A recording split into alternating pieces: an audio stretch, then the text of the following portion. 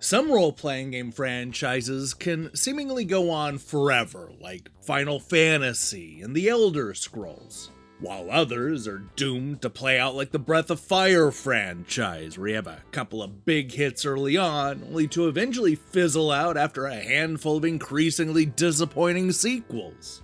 All this talk about Breath of Fire made me wonder what Electronic Gaming Monthly thought of this fan-favorite RPG back in the day. What was their favorite installment? Now, before you ask, EGM managed to review 7 games in the Breath of Fire franchise. That is to say, they reviewed all 5 console games, as well as the 2 ports that hit the Game Boy Advance in the early 2000s. The only game they did not cover was Breath of Fire 6, which not only came out 7 years after the magazine folded, but was also a mobile game that never made its way outside of Japan. Thankfully, they reviewed everything else, which should make for a really fun list. What we're going to do today is count down the best and worst Breath of Fire games using Electronic Gaming Monthly's own words and scores. There's no editorializing here, we're just going to focus on what the critics said back when these games first came out. So go and figure out what kind of dragon you want to morph into, because that's going to be surprisingly important in this episode of EGM Ranks Breath of Fire. Breath of Fire. どうか私に力をください。スーパーファミコン用 RPG ブレスオブファイヤー2好評発売中 Capcom.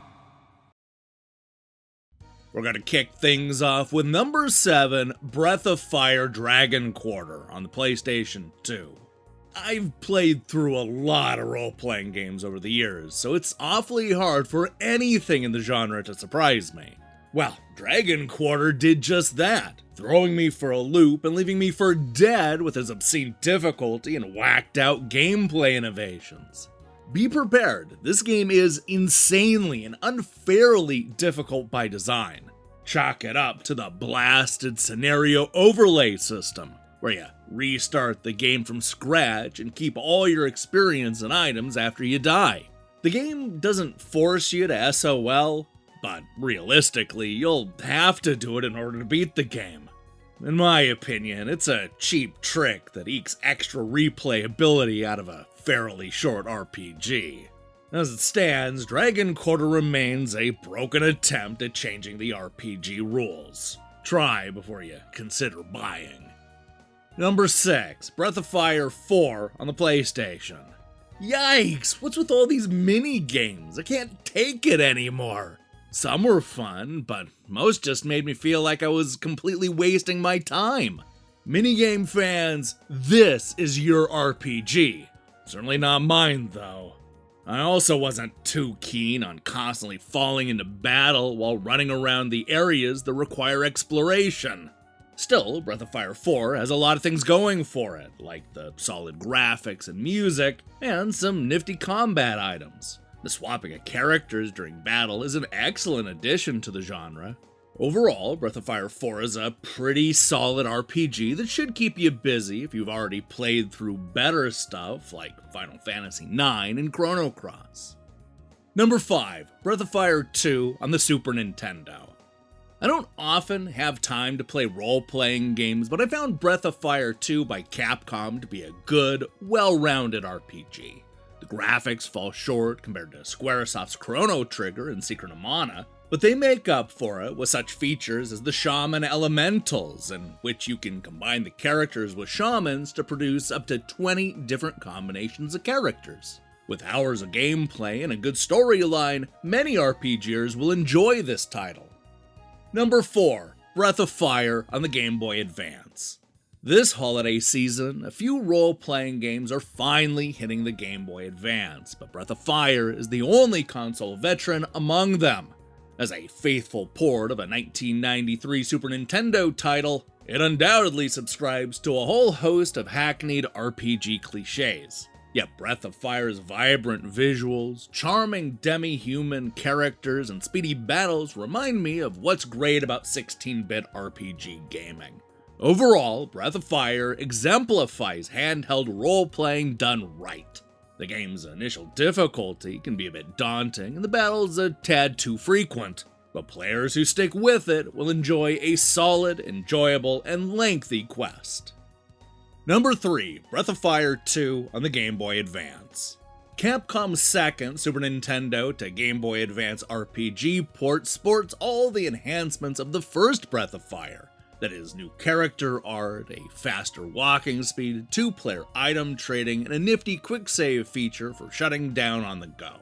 In several aspects, the sequel outclasses its predecessor as a quality role-playing experience.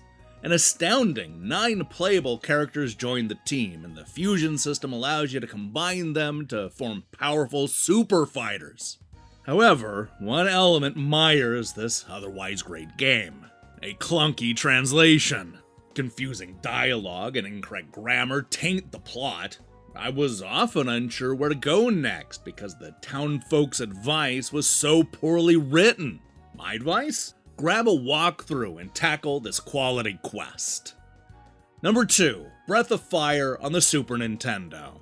The folks at Square know a good game when they see it. They did role-playing game fans a great favor by buying this game from Capcom in Japan and bringing it to the States. Even if you're not a big fan of these types of more deliberately paced strategy games as I am, you'll still get hooked on this one.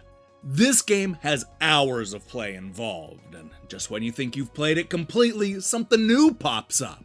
Excellent graphics and sound make this a winner. And finally, number 1, Breath of Fire 3 on the PlayStation. As far as traditional linear RPGs go, you really can't go wrong with Breath of Fire 3.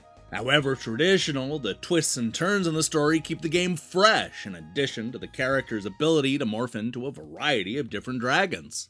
The graphics and sound are above average, with particularly cool spell animations. But there isn't anything too aesthetically mind-blowing. Nevertheless, this is a long and satisfying RPG. Hey, thanks for watching me count down these classic reviews. If you liked what you saw here, then you should know that we have a whole playlist full of episodes just like this one, featuring franchises like Final Fantasy, Phantasy Star, Mario, Sonic, Final Fight, Streets of Rage, Batman, the Ninja Turtles, Castlevania, Resident Evil, and so many more. Literally dozens more. Now, here's the question I have for you. What's your favorite Breath of Fire game? And don't you dare say Breath of Fire 6. I actually did some research on that installment, and oh man, what a dumpster fire. No wonder it never made its way outside of Japan. Alright, let me see your picks in the comments below. In other news, we'll be back later this week with a review of Quantum Recharged, plus an 8-bit episode of the Nintendo Switch Online Review Crew. If that sounds good to you, then I strongly recommend you click that subscribe button and support what we're doing here. Till then.